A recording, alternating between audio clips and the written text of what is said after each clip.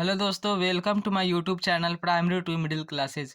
आज के इस वीडियो में हम ओम के नियम का सत्यापन और ओम का नियम किसे कहते हैं उसको जानने वाले हैं। ठीक है, तो चलिए वीडियो को शुरू करते हैं। ओम के नियम का सत्यापन, इसको समझने से पहले हम जान लेते हैं कि ओम के नियम किसे कहते हैं। ठीक है, तो ओम का नियम, यदि किसी चालक के ताप में परिवर्तन ना हो, ठीक है, टेम्परेचर क्या रहे, कॉन्सोनेंट रहे, तो उसमें प्रवाहित विद्युत धारा चालक के सिरों के बीच आरोपित विभवांतर के समानुपाती होता है। ठीक है, विद्युत धारा विभवांतर के समानुपाती होगी, भी समानुपाती आई। ठीक है, और जब यह समानुपाती का चिन्ह हटेगा तो आर यहाँ पर एक कॉन्सोनेंट आएगा, तो हो जाएगा भी बराबर आई आर, जहाँ आर एक नियतांक है। ठीक है, समझ आ गई। चलिए अब हम इसको प्रूव करते हैं कि भी बराबर आई आर कैसे होता है। ठीक, ओम के नियम का सत्यापन, सबसे पहले एक परिपथ बनाएंगे जिसमें एक सेल रहेगा, एक एमीटर और एक वोल्ट मीटर और एक नाइक्रोम के तार को संयोजित करते हैं। ठीक है, यहाँ पर लिखेंगे एक विद्युत परिपथ में एक बैटरी, एक एमीटर और एक वोल्ट मीटर तथा एक नाइक्रोम के तार को संयोजित किया। ठीक है, और जब स्विच को बंद करेंगे तो इसमें से धारा का प्रवाह होने लगेगा। ठीक है, अब ये ए मीटर का क्या काम है, वोल्ट मीटर का क्या काम है, उसको समझ लेते हैं। ए मीटर परिपथ में प्रवाहित हो रही धारा के मान को मापता है और वोल्ट मीटर चालक के बीच उत्पन्न विभवांतर को मापता है। जैसा कि यहाँ चित्र में दिखाया गया है, जो ये ए मीटर है, जब स्विच को बंद करेंगे तो इसमें से धारा का प्रवाह होने लगेगा और उसी धारा के मान को ए मीटर मापेगा। ठीक है, और ये जो नाइक्रोम के तार है, इन चालक के सिरों के बीच जो विभवांतर उत्पन्न होगा उसका मान यह वोल्ट मीटर मापेगा। ठीक है, तो वोल्ट मीटर और ए मीटर का क्या काम है समझ में आ गई होगी। ठीक है, अब चलिए आगे बढ़ते हैं। परिपथ में प्रवाहित हो रही धारा के मान को मापता है ए मीटर और चालक के बीच उत्पन्न विभवांतर को मापेगा वोल्ट मीटर। ठीक है, अब क्या करेंगे कि परिपथ में एक सेल लगाकर धारा के मान और विभवांतर के मान को नोट किया।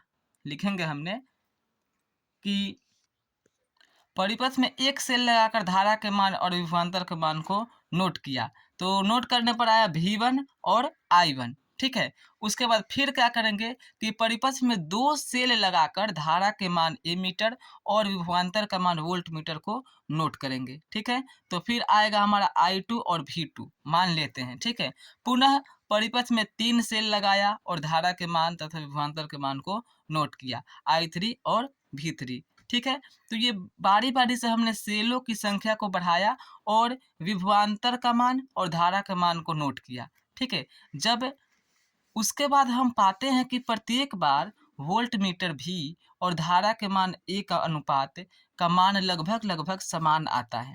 ठीक है, यानी विभवांतर का मान और धारा का मान लगभग समान आता है, और ओम का नियम भी यही कहता है कि विभवांतर का मान और धारा का मान समानुपाती होता है, अनुपातों का। ठीक है, तो समानुपाती होता है, तो यहाँ पर देख लीजिए V1/I1 बराबर V2/I2 बराबर V3/I3। ठीक है, ये हमने कैसे किया कि सेलों की संख्या को बढ़ाकर यहाँ पर हमने इसको नोट किया है। ठीक है, उसके बाद हमारा हो जाएगा कि V समानुपाती I।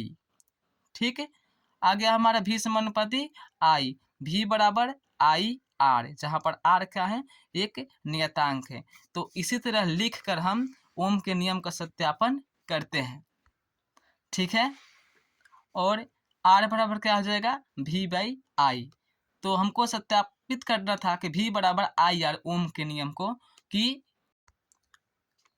प्रवाहित विद्युत धारा चालक के सिरों के बीच आरोपित विभवांतर के समानुपाती होता था। हमको प्रूफ करना था V समानुपाती I, तो हमने सेलों की संख्या को बढ़ाया और बार बार उसके पाठ्यांकों को नोट किया, और नोट करने पर हम पाते हैं कि प्रत्येक बार वोल्ट मीटर और धारा के मान का अनुपात समान आता है, तो इसलिए हमने लिख दिया V1/I1 बराबर V2/I2 और बराबर V3/I3। ठीक है, क्योंकि मान समान आया है तो ये बराबर ही होगा। ठीक है, ये एक दूसरे के क्या है, तुल्य हैं, तो भी समानुपाती आई हो गया और भी बराबर समानुपाती का चिन्ह हटा तो आई आर, जहाँ पर आर क्या है, एक नियतांक है। ठीक है, उम्मीद करता हूँ आपको समझ आ गई होगी यदि वीडियो पसंद आई हो तो वीडियो को लाइक और सब्सक्राइब करिए। Thanks for watching this video.